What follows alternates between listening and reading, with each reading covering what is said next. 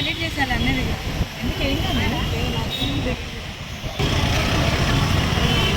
నేను నా పేరు ఆశా అవిలాలాన్ని, అడ్వకేట్ ఖమ్మం బార్ అసోసియేషన్. మన కొత్తగా ఇంప్లిమెంట్ చేసిన చట్టాలు బ్లాక్ యాక్ట్స్గా మేము పరిగణిస్తున్నాం.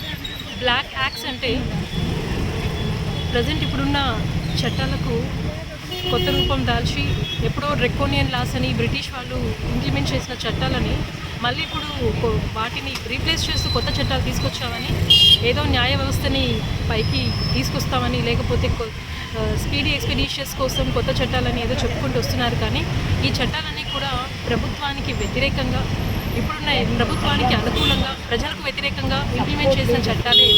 మన భారతదేశం పార్లమెంటరీ వ్యవస్థ.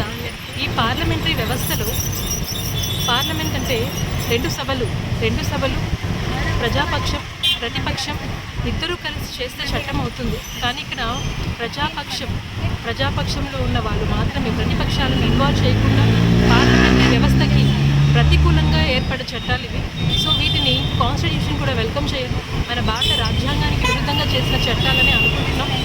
ఇక్కడ ఈ చట్టాలలో అడ్వాన్స్మెంట్కి, సైంటిఫిక్ ఇన్వెస్టిగేషన్స్కి, సైంటిఫిక్ అడ్వాన్స్మెంట్ని ఎస్టాబ్లిష్ చేయగలిగారే కానీ దానికి సరిపోయే అడ్వాన్స్మెంట్ మన దగ్గర లేదు.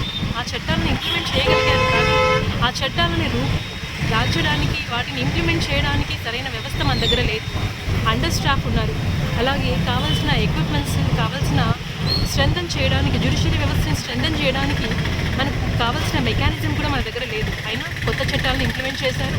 ఈ ఇంప్లిమెంట్ చేసిన ఈ కొత్త చట్టాలు ప్రజలకు తెలియపరచడానికి, ఇందులో ఉన్న లూప్ హోల్స్ని అందరికీ వెంటిలేట్ చేయడానికి మేము ఇక్కడ ధర్నా చేస్తున్నాం. చట్టాలంటే మాకు మాత్రమే కాదని చట్టాలు మొత్తం అన్ని వర్గాల వాళ్ళకు, అన్ని రకాల కేటగిరీస్ వాళ్ళకు చట్టాలు. ఈ చట్టాలు కొంతమందికి అనుకూలంగా ఉన్నాయి, క్రోనీ క్యాపిటలిజంని ఎంకరేజ్ చేస్తూ ఉన్నాయి.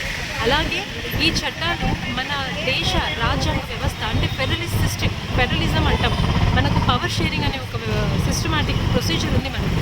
ఈ పవర్ షేరింగ్ అంటే లెజిస్లేచర్, ఎగ్జిక్యూటివ్, జ్యుడిషియరీ ఈ వ్యవస్థలు కూడా ఎవరికి వాళ్ళు చెక్స్ అండ్ బ్యాలెన్సెస్ చేసుకునే పద్ధతి మనం ఇదివరకు పాటిస్తున్నాం. కానీ ఇప్పుడున్న ఈ చట్టాల వల్ల, కొత్త చట్టాలు తీసుకురావడం వల్ల పూర్తి అధికారాన్ని, ఎక్స్ట్రీమ్ పవర్స్ని ఎగ్జిక్యూటివ్కి, లెజిస్లేచర్కి ఉన్నాయి.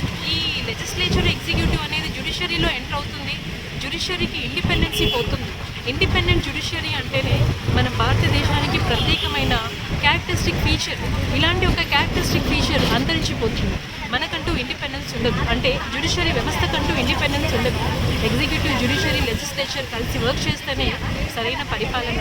ఆ జ్యుడిషియరీ వ్యవస్థ ఇండిపెండెంట్గా ఉంటేనే సుభిక్షమైన ప్రజాస్వామ్యం.